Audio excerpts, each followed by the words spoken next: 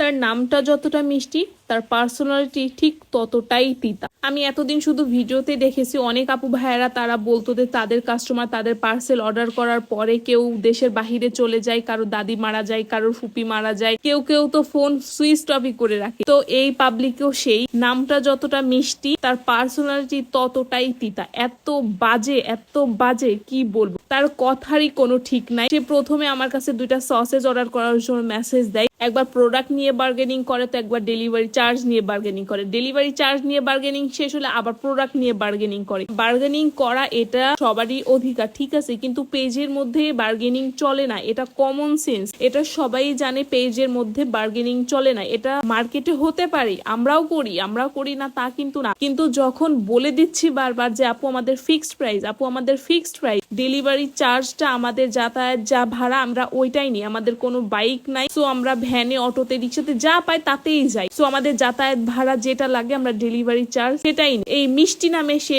মেয়েটা আমাদেরকে ধর্মদা থেকে লাস্ট পর্যায়ে সে অর্ডার কনফার্ম করে, একটা দামে হয় তো আরেকটা দামে হয় না, প্রোডাক্টের কোয়ালিটি অনুযায়ী তো দাম থাকবে তাই না। সে এত বার্গেনিং করছে যার জন্য যেটা 200 টাকার প্রোডাক্ট তাকে 180-তে দেওয়া হয়েছে, তারপরেও সে পার্সেলটা রিসিভ করলো না।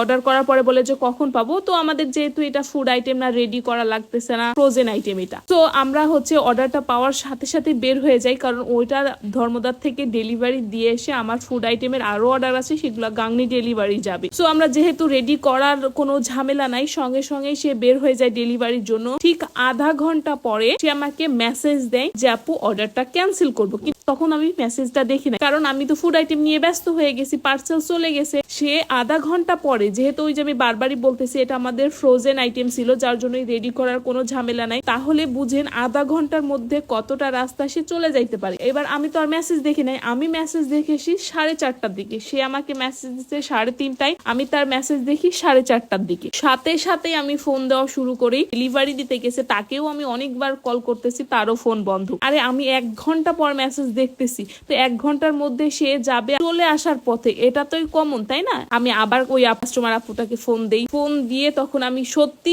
খুব রুড বিহেভ করছি, কারণ সবকিছুর লিমিট আছে। সে কতবার কত রকমের কথা বলতেছে একবার শুনেন, সে বলতেছে আমার আপু অসুস্থ, একবার বলতেছে ফুপি মারা গেছে, আর তারপরে আবার বলতেছে অসুস্থ ছিল তারপরে সে মারা গেছে, আপনার পার্সেল রিসিভ করার আগে না আমার অসুস্থতা আগে আমার সেখানে যেতে হবে। তাকে লাস্ট পর্যায়ে আমি বলতে বাধ্য হই আপু হয় আপনি ডেলিভারি চার্জ দিবেন, না হয় আপনার নাম ফোন নাম্বার অ্যাড্রেস আমি পাবলিক করতে বাধ্য হব, কারণ এখানে আমার পাইকারি প্রোডাক্ট, তো আমার লাভ এখানে খুবই কম। তো সে বলে যে আচ্ছা আপু এত কথা দরকার নেই, আপনি বিকাশ নাম্বার দেন আমি দিয়ে দিচ্ছি। এইবার হলো বিকাশ নিয়ে তার প্যাচাল, সে প্যাচাল পারতে একবার বলে কি যে এখন দিব না পরে দিব না, অখন দেবো না তখন দেবো। সে বলে কি যে আমার বিকাশে 70 টাকা আছে, তো আমি বললাম যে আচ্ছা আপনি ওইটাই দেন, কিন্তু সে পাবলিক বলে কি এখন দিব না, কন্টিনিউয়াসলি সে কিন্তু আমার সাথে মেসেজ করতেছে, কিন্তু সে বলতেছে আমি এখন ব্যস্ত আছি, আমি এখন বিকাশ দিতে পারবো না, পরে দিব। আমি তখন তাকে বলি আপনি এতবার যে মেসেজ দিচ্ছেন বিকাশে টাকা দিতে কিন্তু আহামরি সময় লাগে না, তো আপনার এতক্ষণের মধ্যে হয়ে যেত। সেই যে গেল নিখোঁজ হয়ে, পরে অনেকক্ষণ পরে সে আমারে 55 টাকা বিকাশ করছে, বুঝেন। তাহলে সে তো প্রথম থেকে প্রোডাক্ট নিয়ে বার্গেনিং করতেছে, ডেলিভারি চার্জ নিয়ে বার্গেনিং করতেছে, সবকিছু কমাইতে আসে, সে এখন যে